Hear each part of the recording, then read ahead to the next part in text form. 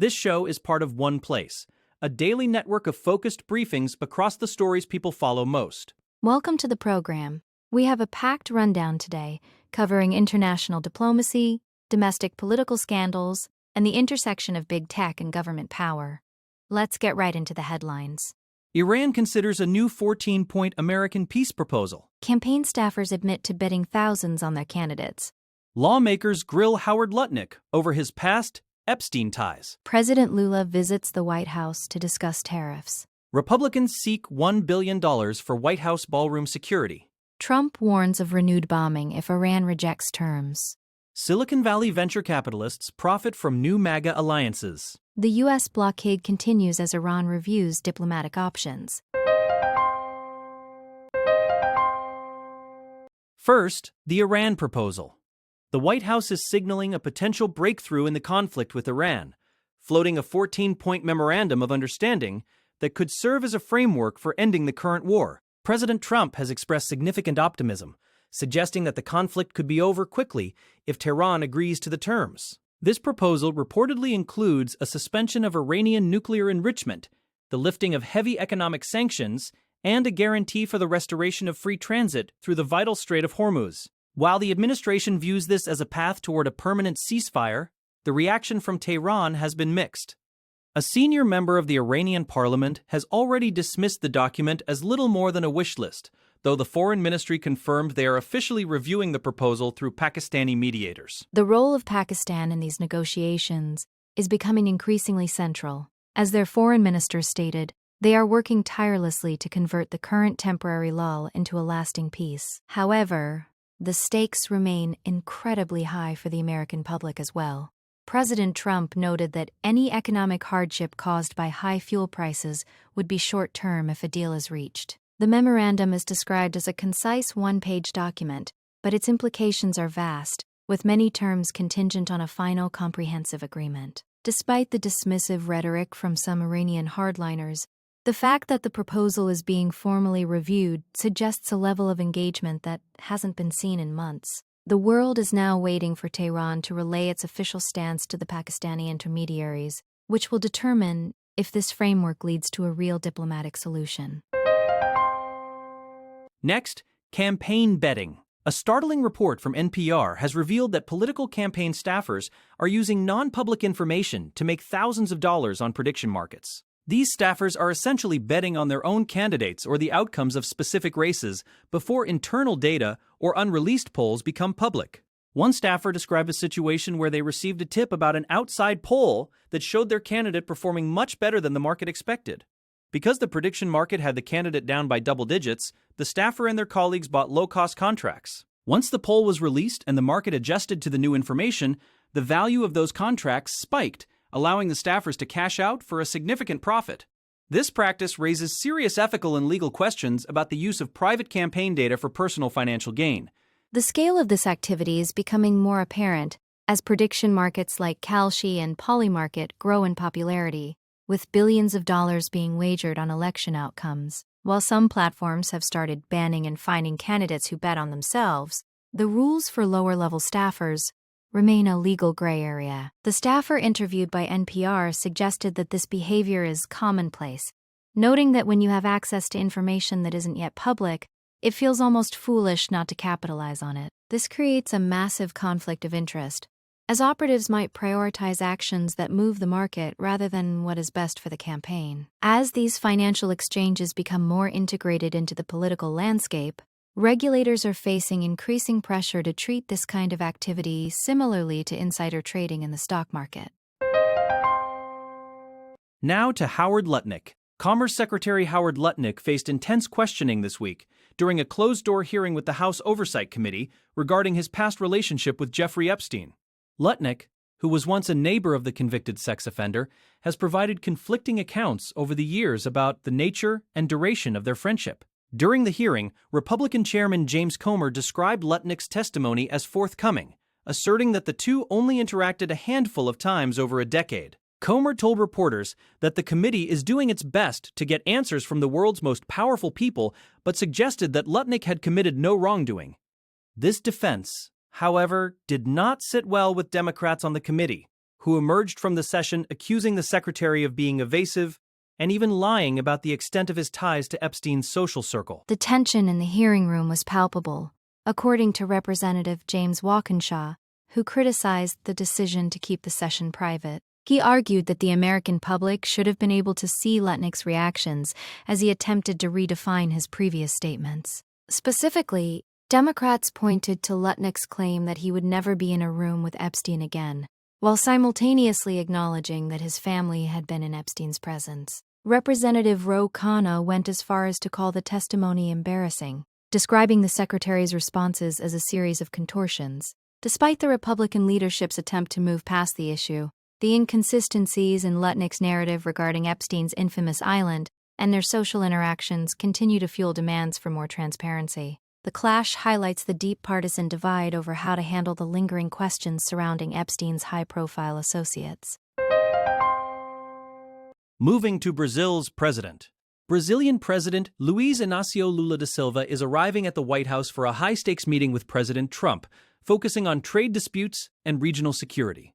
The relationship between the two leaders has been strained, particularly after the U.S. imposed significant tariffs on Brazilian goods last year, including a 40% levy that deeply impacted South America's largest economy. While Trump later lowered some of these rates, the trade friction remains a primary concern for Lula's administration. Beyond economics, the leaders are expected to discuss a new pact to combat organized crime, a priority for Brazilian Vice President Geraldo Alckmin. This visit is seen as a critical opportunity to reset the diplomatic tone, especially given Trump's past interference in Brazilian politics, such as his public support for former President Jair Bolsonaro and his calls to drop criminal charges against him. The chemistry between the two men will be under the microscope as they previously met briefly in Malaysia and at the United Nations. Trump has praised Lula in the past, calling him a nice man, but the underlying policy differences are substantial. Lula, a prominent left-wing figure, is currently navigating a complex domestic landscape as he prepares for another re-election bid later this year. One of the more technical but vital topics on the agenda involves critical minerals, which are essential for the global tech supply chain. Brazilian negotiators are hoping to secure more favorable terms that could help stabilize their economy. The White House has stated the talks will cover matters of shared importance, but the actual success of the meeting will depend on whether they can move past the shadow of Bolsonaro and find common ground on these pressing economic issues. Next, the funding plan. Republicans in Congress are pushing forward with a $70 billion funding plan for immigration enforcement that includes a controversial $1 billion allocation for security at the White House. This funding is specifically tied to President Trump's ballroom project, which the administration claims is being built using private donations. However, the bill earmarks these taxpayer funds for the Secret Service to harden the security infrastructure around the new construction.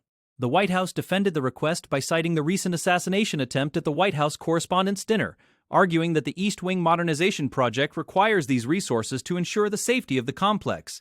This move comes after a bipartisan vote ended the longest government shutdown in history, but the new proposal is strictly along party lines, focusing heavily on ICE and customs and border protection. Democrats have reacted with outrage, labeling the ballroom security funding as a prime example of frivolous spending during a time of economic uncertainty. Senator Elizabeth Warren pointed out the massive jump in projected costs, noting that what was once described as a $200 million project is now seeking $1 billion in taxpayer support. Critics argue that while the war in Iran is driving up the cost of living for average Americans, the administration is prioritizing a gold-encrusted ballroom. The bill also provides over $60 billion for immigration enforcement, further insulating these agencies from congressional oversight. This massive influx of cash follows last year's $75 billion boost from the One Big Beautiful Bill Act. As the debate intensifies, the inclusion of the ballroom funds has become a central flashpoint in the broader battle over federal spending priorities. Now, Trump's Iran warnings. President Trump has introduced a significant amount of uncertainty into the ongoing peace talks with Iran by issuing a stern ultimatum. While he initially paused Project Freedom, a military effort to guide ships through the Strait of Hormuz, he quickly followed that gesture with a threat of renewed military action.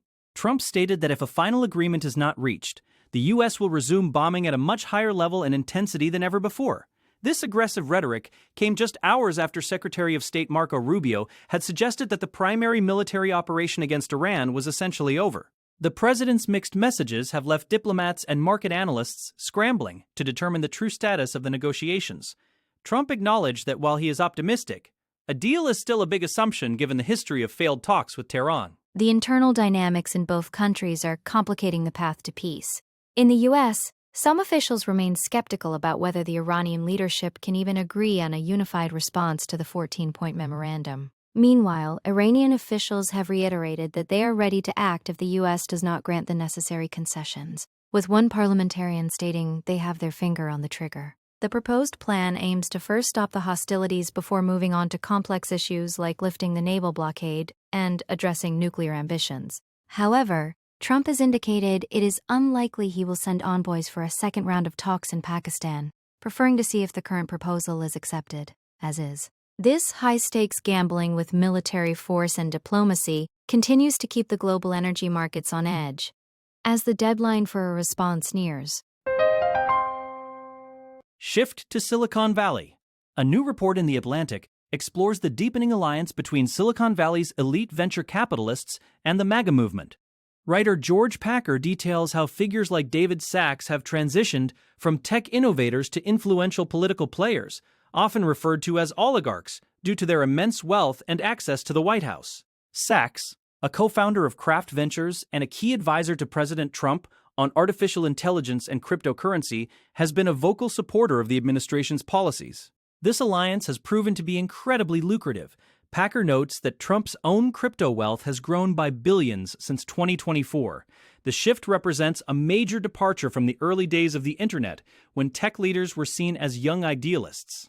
Now, they are leveraging their financial power to shape government policy in ways that directly benefit their massive investments in emerging technologies. The influence of this new tech right is most visible in the administration's approach to regulation. During a recent cryptocurrency summit at the White House, Sacks praised Trump's leadership and vision for a golden age of American innovation. By aligning themselves with the populist rhetoric of the MAGA movement, these venture capitalists have secured a seat at the table for critical decisions regarding the future of AI and digital finance. This partnership allows them to push for a deregulatory environment that favors their startups and established firms like SpaceX and Palantir. Packer's reporting suggests that this isn't just about shared ideology, but a calculated move to capture Washington's regulatory apparatus. As these billionaires become more integrated into the executive branch's advisory councils, the line between private interest and public policy continues to blur, creating a new power structure in the nation's capital. Finally, the naval blockade. As diplomatic talks continue, the U.S. military maintains a strict naval blockade on Iranian ports, which has already turned around dozens of vessels. Central Command recently reported that U.S. forces disabled an Iranian-flagged oil tanker in the Gulf of Oman after it ignored multiple warnings. A fighter jet fired rounds at the ship's rudder to prevent it from reaching an Iranian port, demonstrating the administration's commitment to enforcing the blockade until a deal is signed.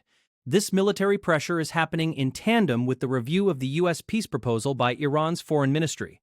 While the Iranian news agency, ISNA, has dismissed reports of a formal memorandum as media speculation, they did confirm that negotiators are focused on ending the war. The nuclear issue, which is a major sticking point for the U.S., is reportedly being set aside for a later stage of the discussions. The closure of the Strait of Hormuz remains a global economic crisis, as it is a vital passageway for oil and other essential goods. Since the conflict began in late February, global energy supplies have been severely disrupted, leading to the high fuel prices President Trump mentioned. Iran has retaliated by attacking commercial ships that attempt to transit the strait without its permission, while the U.S. has used Project Freedom to try and break that stranglehold. The current situation is a tense standoff, where military action and diplomatic overtures are happening simultaneously. Trump's online comments emphasized that the blockade will only end and the strait will only open to all, including Iran, if they agree to the terms currently on the table. Until then,